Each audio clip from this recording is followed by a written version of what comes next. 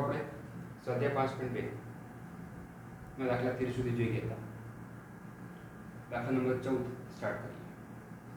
રકમ આ પ્રમાણે 10 અને 250 ની વચ્ચે 4 ના કેટલા ગુણિત હશે? એટલે કે સંખ્યા કુલ કેટલી હશે? સંખ્યા કેટલી હશે? કેટલા ગુણિત એટલે કેટલી સંખ્યા હશે? મતલબ આપણે n શોધવાનું છે. પહેલા એક કામ કરીએ. 10 અને 250 ની વચ્ચે 4 ના ગુણિત થી બનતી શ્રેણી બનાવી. 10 અને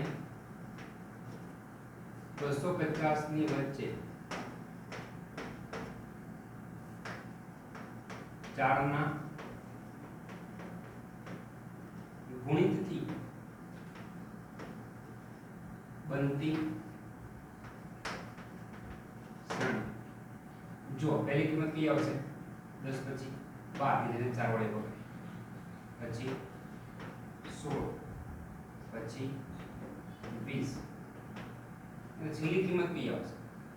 છેલ્લી કિંમત 250 છે ને, તો 250 ની નજીકની એવી કઈ કિંમત હશે કે જેને 4 વડે ભગાય છે? હવે શું કરી તો લાસ્ટ ટાઈમ જોઈ ગયા 250 ને 4 વડે ભાગી દઈએ. 4 છંક 24, 1 0 થાય, 4 નો 8, શેષ 2. જે શેષ 2 વધ્યા ને, છેલ્લી સંખ્યા શોધવાની છે. તો 250 માઈનસ 2 કરી નાખો તો 248 થશે. તો છેલ્લું કયું થશે? 248. ઓકે, હવે આ ગુણ કેટલા બચે શોધવાના છે. તો અહીંયા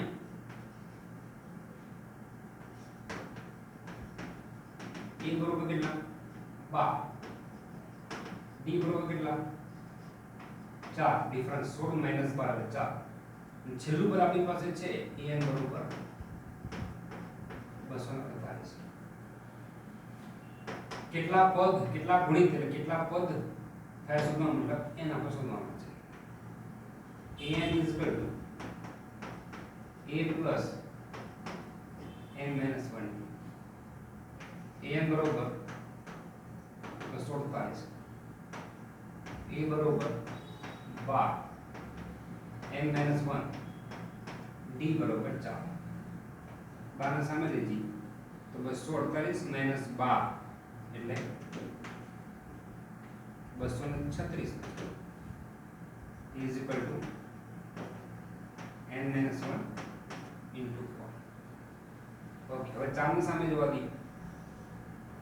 4 સામે જવાથી એટલે ગુણાકાર સામે જવાથી ભાગાકારમાં જાય તો n minus 1 is equal to 236 ભાગ્યા 4. ચાલો ભાગાકાર 4 × 20 અને 4 × 9 = 36. n minus 1 બરોબર કેટલા? 59. 1 ને સામે જવા દઈએ તો -1 સામે જવાથી +1 થશે તો 59 અને 1 60. એટલે લખણ શું લખીશું? 10 અને 250 ની વચ્ચે 4 ના ગુણિતોની કુલ સંખ્યા 60 થાય. સિમ્પલ છે, દાખલો પતી ગયો. લાભો શું કર્યું? 10 અને 250 ની એટલે કેટલી વચ્ચે કેટલી સંખ્યા છે જેને 4 વડે ભાગી શકાય છે? તો 10 ની નજીકની કિંમત 12 જેને 4 વડે ભાગી શકાય. પછી 4 પ્લસ કરવાની શરૂઆત કરો. છેલ્લી કિંમત કેવી ના શોધાય? આપણે જોઈ ગયા અગાઉના દાખલામાં પણ જોઈ ગયા હતા.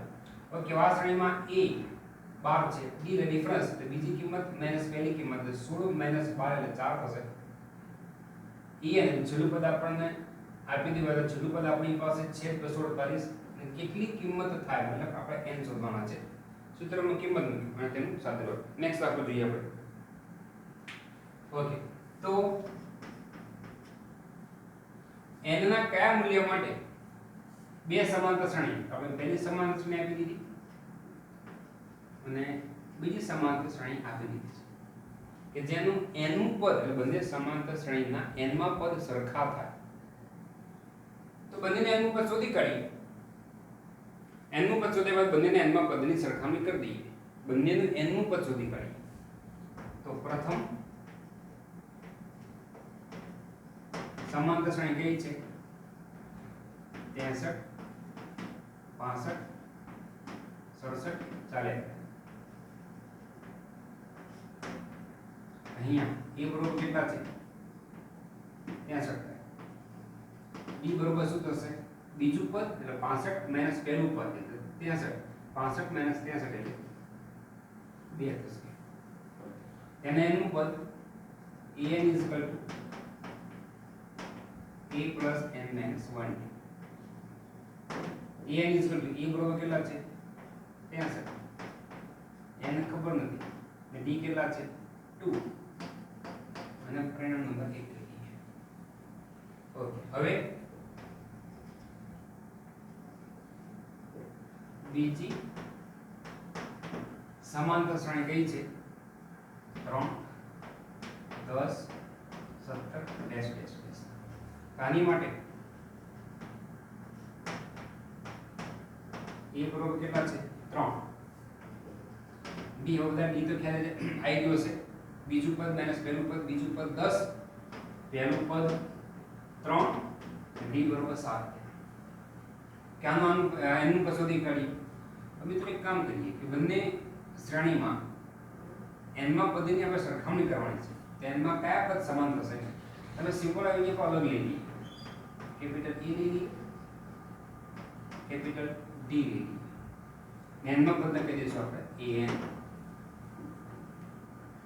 an બરોબર શું થશે? Capital A plus n minus 1 અને d.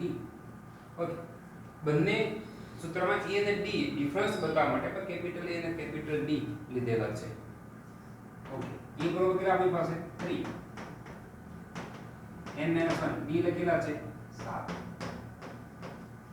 ઓકે, બંને સમાંતર શ્રેણીમાં n માં કયા પદ માટે n નું કયું પદ સમાન થાય? તો હવે આપણે શું કરવાનું? આ જે n નું પદ n ના કયા મૂલ્ય માટે સમાન થાય?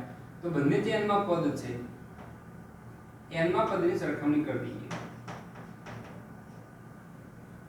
ધ્યાન રાખજો, n ના કયા પદ સમાન થાય મતલબ n નું પદ બંને સમાંતર શ્રેણીનું જે આપણે n નું પદ શોધ્યું n માં પદ ની સરખામણી કરી નાખી અને તેની મદદથી n શોધી કાઢીએ. n બરોબર કેટલા છે?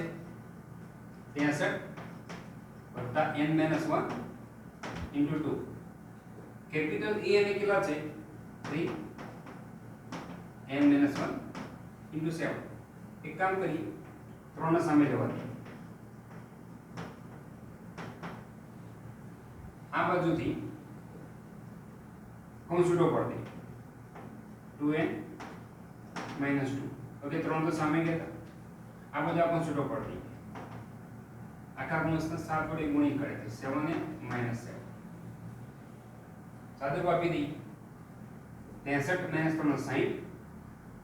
60 minus 2 એટલે 58. 7 minus 7. એક કામ કરીએ, n વાળું પદ સામે જવા દો અને 7 ના તરફ આવો તો આ પદ સામે જવાથી 7n માઈનસ થશે માઈનસ 2n માઈનસ 7 એ ડાબી તરફ આવવાથી 58 વત્તા 7 થશે. તો 7n minus 2n is equal to 5n થશે.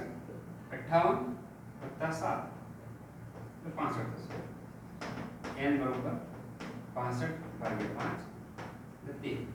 તો બંને સમાંતર શ્રેણી 13મું પદ સરખું થશે. લખાણ લખીશું,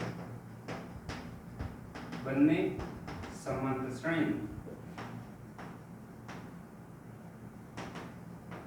13મું પદ એ સમાન થશે. બધી મિત્રો દાખલો ઈઝી છે અને સારો પણ છે. n ના કયા પદ સમાન થશે? n શોધવાનું તો જોઈ શકાય આ શ્રેણી એક ઘટતી શ્રેણી છે, આ શ્રેણી એ વધતી શ્રેણી છે. તો ઘટતા ઘટતા અને શ્રેણીમાં વધતા વધતા એ કયું પદ કે જે બંનેમાં સમાન થશે તો બંનેનું 13મું પદ કે જે સમાન થશે. તો પહેલી શ્રેણી માટે an શોધ્યા, બીજી શ્રેણી માટે an શોધ્યા, બંને સમાન છે પણ કયા પદ માટે એવું કીધું છે માટે બંને સમાન છે પણ કયા પદ માટે, તો આપણે n બંને સમાન શ્રેણીના n માં પદની સરખામણી કરી, સાદુરૂપ આપ્યા અને n શોધ્યા. તો 13મું પદ બંને સમાંતર શ્રેણીનું સરખું પદ થશે. તો જોઈ શકાય બંને દાખલા ઈઝી છે અને સરળ છે અને વ્યવસ્થિત ધ્યાન આપો તો ખ્યાલ આવી જાય તેવા પણ છે. બીજા દાખલા નેક્સ્ટ લેક્ચર